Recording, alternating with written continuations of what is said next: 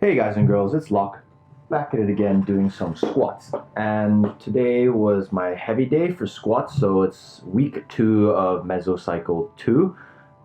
Pretty exciting stuff. So I've got 80% of my 1 rep max to do for 4 sets of 5, which equates to 115 kilos. And as you can see, this is my first set. Speed looks pretty good. This is at a relative intensity of 92%. So if you've already been noticing, the relative intensity has been going up over time throughout my mesocycle.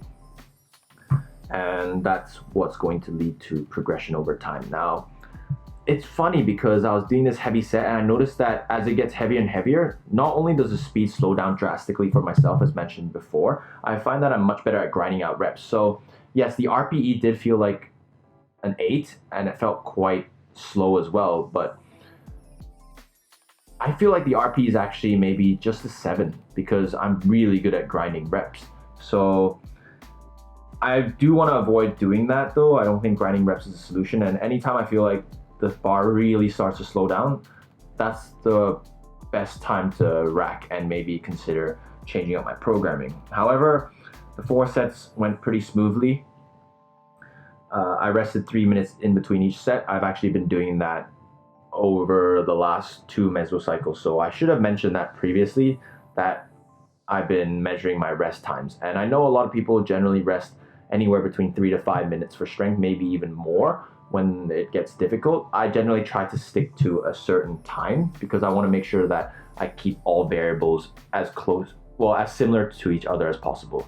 So what I mean by that is if I'm manipulating the weight, then I'll try and keep other variables the same. And that's why 5x5 as a beginner program works really well, because you keep everything measurable. So you're really only changing the weight every session. Every other variable stays the same, i.e. sets, reps, time, because you have to rest 3 minutes after every set.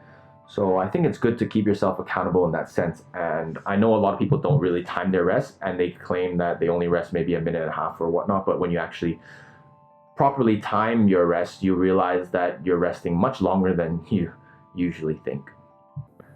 But yeah, based on this last rep, the speed didn't look as bad as it felt in the moment. I had a day off that day. It was a public holiday and no one wanted to train. So I find it really weird actually that I feel more tired on my days off for training than I do when I'm actually working. So on days that I'm working, I think it's because I'm energized.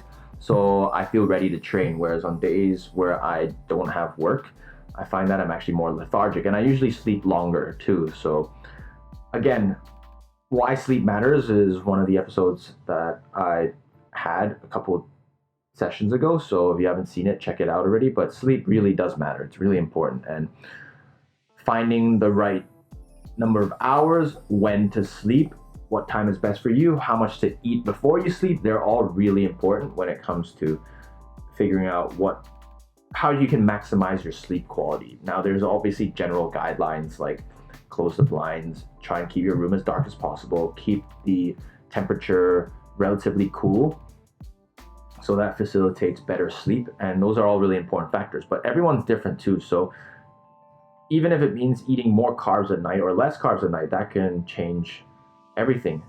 Getting off electronics, sorry, that's another general advice that people give, is so then you don't get the blue light emitted.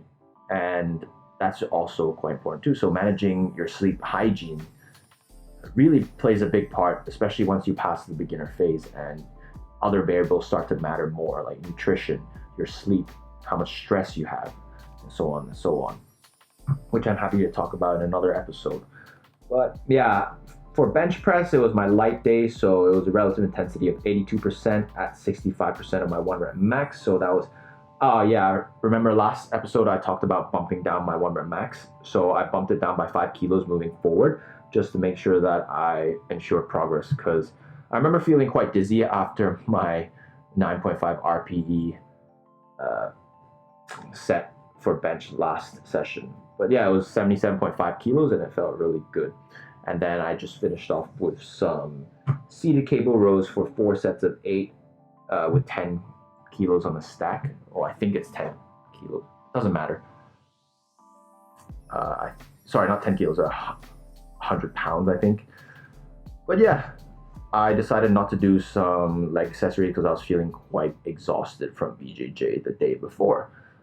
But yeah, that's the video. So take care, and I'll speak to you all soon in the next episode.